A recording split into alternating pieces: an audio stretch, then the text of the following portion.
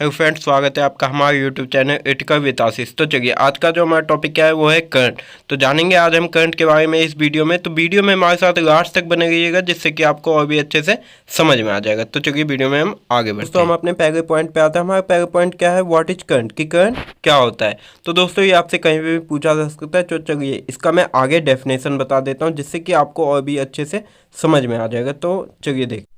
तो दोस्तों यहाँ पे देख रहे हैं कि मैंने डेफिनेशन लिख दिया, what is current, flow of free electron is called a current. मतलब कि मुक्त इलेक्ट्रॉन की प्रवाह को हम करंट कहते हैं। जैसे कि आप जानते हैं किसी भी धातु में मुक्त इलेक्ट्रॉन होते हैं, उसमें जब हम वोल्टेज देते हैं वो वोल्टेज इलेक्ट्रॉन को फोर्स करती है जिससे कि करंट चलता है, इसी को हम करंट कहते हैं।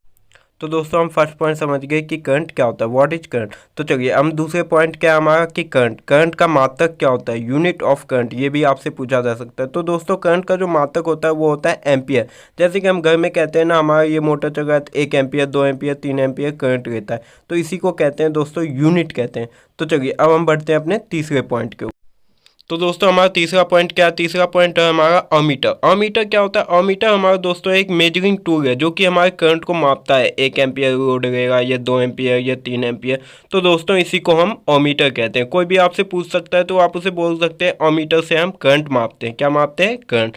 तो दोस्तों आप समझ गए कि करंट क्या होता है और करंट का मात्रक क्या आता है और करंट को हम किससे मापते हैं। तो चलो बढ़ते हैं दोस्तों अपने नेक्स्ट पॉइंट। हमारा जो अगला पॉइंट है वो क्या है, 1 एम्पियर। 1 एम्पियर में कितने इलेक्ट्रॉन्स होते हैं, ये भी आपसे कहीं पे भी इंटरव्यू में पूछा जा सकता है। तो दोस्तों 1 एम्पियर में जो होता है हमारा इलेक्ट्रॉनों की संख्या 6.25 इंटू 10⁻18 होता है, जिसके कारण कि ये इतनी स्पीड से हमारे बॉडी में फ्लो करते हैं। जो हमें करंट का जो झटका लगता है वो इसी के कारण लगता है, इसकी स्पीड के कारण।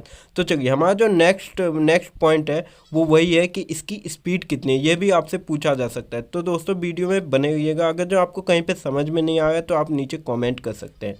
तो दोस्तों जैसा कि आप जानते हैं हमारा जो नेक्स्ट पॉइंट है वो क्या है, स्पीड ऑफ करंट, कि करंट का स्पीड कितना होता है। ये दोस्तों जैसे कि हम जो आप जानते हैं प्रकाश का चाल का जो स्पीड होता है वही हमारे करंट का भी स्पीड होता है, 3 इंटू 10⁸ मीटर पर सेकेंड। तो इस स्पीड से जो बॉडी में जो हमें करंट के जो झटके लगते हैं वो इस स्पीड के कारण लगते हैं, क्योंकि इससे हमारा जो ब्लड सर्कुलेशन होता है वो इससे बहुत कम होता है, जिसके कारण कि ये स्पीड जो हमारे बॉडी में जो फ्लो करती है बाहर से, तो जिसके कारण कि हमें करंट के झटके लगते हैं। तो चलिए दोस्तों आप समझ गए कि करंट क्या होता है, करंट का मात्रक क्या होता है और करंट किससे मापते हैं और करंट की चाल क्या होती है, मतलब स्पीड क्या होती है। तो चलिए दोस्तों अब आपका एक टॉपिक बचा हुआ है नेक्स्ट, जिसमें कि आपको ये बताया जाए कि करंट कैसे चलती है, पॉजिटिव से नेगेटिव या कैसे। तो चलिए बढ़ते हैं अपने नेक्स्ट पॉइंट पे। तो दोस्तों हमारा जो लास्ट पॉइंट है वो क्या है कि करंट की चाल, मतलब कि करंट चलता कैसे। वो ना तो टेढ़ा मेढ़ा चलता है ना ही तो इधर उधर चलता है। वो कैसे चलता है, वो हमेशा, जैसा कि आप जानते हैं कि एक बैटरी में पॉजिटिव और नेगेटिव पॉइंट होता है, तो वो हमेशा पॉजिटिव से नेगेटिव की ओर चलता है। तो जैसे कि आपको यहाँ फिगर में दर्शाया जा रहा है कि हमेशा करंट जो होता है कि हमेशा पॉजिटिव से नेगेटिव दिशा में, मतलब कि धन दिशा से ऋण दिशा की ओर चलता है।